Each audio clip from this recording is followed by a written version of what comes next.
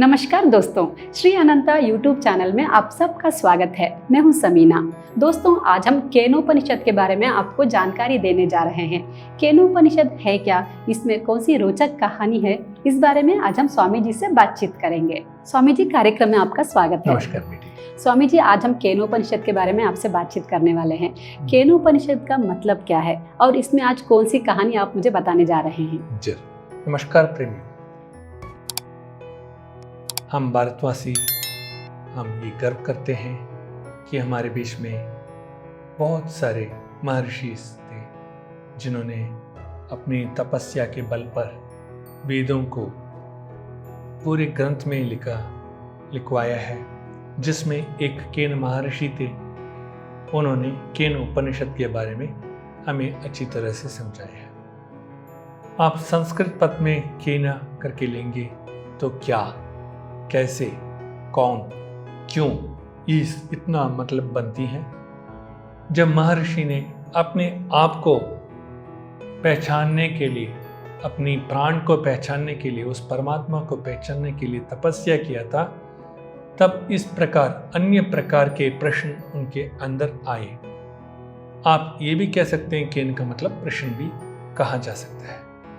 इस प्रकार उन्होंने अपने आप को पहचानने के लिए जो भी कोशिश किया, उसका उपनिषद में वर्णन भी किया गया है। जब उनसे पहले देवताओं और असुरों ने जब लड़ी अपनी लड़ाई, तो ये कहानी इस तरह से जाती है।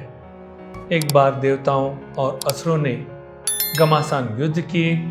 उस युद्ध का परिणाम जो जितने भी देवता थे उन्होंने विजय प्राप्ति की, और उनके अंदर ये अहंकार भी आया कि हमारी तपोबल और शक्ति बल के वजह से हमने विजय प्राप्ति असुरों के ऊपर की। इसके वजह से उनका अहंकार भी इतना क्रूर हो गया कि वो परमात्मा को पहचानने से भी इनकार कर गए।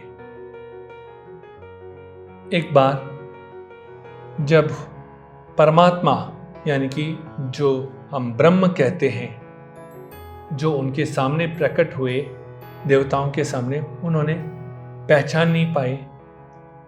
उनकी वाणी सुनकर उन्होंने ये अनुमान लगाया ये कौन है।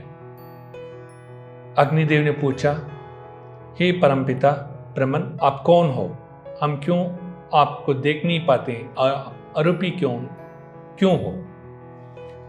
तो परमात्मा ने बोला, मैं तुम्हारे अंदर निवास करता हूं। तो अग्निदेव को बहुत गुस्सा आया। मैं अपने बल पर हूं, ये कौन होता है मेरे अंदर निवास करने वाला? तो उसने, अग्निदेव ने उस परमपिता को जलाने की कोशिश की, मगर वो जल नहीं पाई। इसी प्रकार वायुदेव ने भी उनको हवा के झोंकों से हटाने के लिए कोशिश की, हटा नहीं पाई।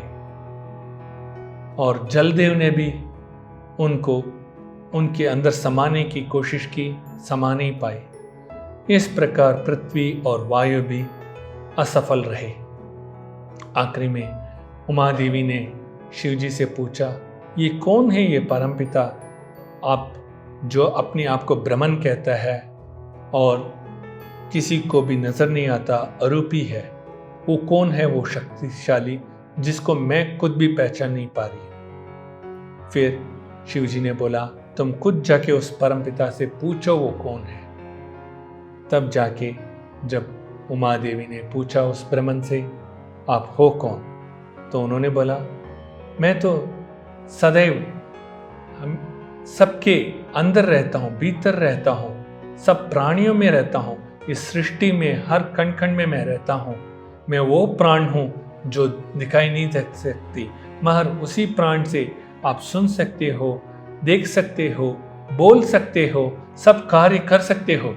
तो मनसा वाचा इंद्रिया कर्मणा जो भी आपके इसमें हो रहा है, उसका मूल तत्व रूप मैं ही हूँ, वही मैं ब्रह्म हूँ, वही मैं ब्रह्मन हूँ। जब ये कहा गया और वो शक्ति आपके अंदर ही है, जब उमा देवी को कहा गया तो वो समझ गई, और उस प्राण जो शिव हो या उमा देवी हो, वो प्राण सब में अंदर बसा हुआ है, उस उमा देवी को जब समझ में आया, तब सब देवताओं को वही बोला, तुम्हारे अंदर जो स्वामी, मेरे स्वामी जो बसे हुए हैं वही हैं वो ब्रह्म।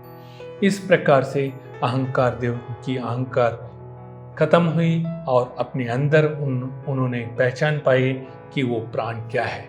क्योंकि जिस प्राण को हम देख नहीं सकते, जो सब में समा हुआ है, फिर भी हम अहंकार के कारण, अहंकार में वश में आके हम सबको दोषी ठहराते हैं और अब अपने अंदर गर्व को पैदा करते हैं, जिसके कारणवश हम सबको, सब प्राणियों को हिंसा देते हैं। तो ये केनोपनिषद जो केन महर्षि ने बताया था, उससे हमें यही समझना चाहिए, हम किसी भी प्राणी को निंदा नहीं करना चाहिए, उनको हिंसा देना ही नहीं चाहिए, सबको प्यार से स्वीकार करना चाहिए, सबके साथ रहना चाहिए।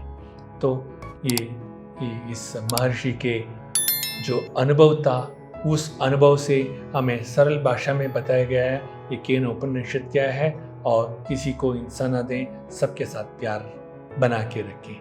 तो मैं यही चाहता हूँ, सब प्राणियों से, सब जीवियों से प्यार करें और हमेशा हमेशा उस परमात्मा को अपने भीतर और सबके भीतर हम देखें। धन्यवाद। शुक्रिया स्वामी जी। धन्यवाद बेटी। केनोपनिषद मतलब क्या है और इसकी रोचक कथा हमें सुनाने के लिए। तो दोस्तों, इसी तरह के और भी इन्फॉर्मेटिव वीडियोस के लिए आप बने रहिए श्री अनंता यूट्यूब चैनल पर। धन्यवाद।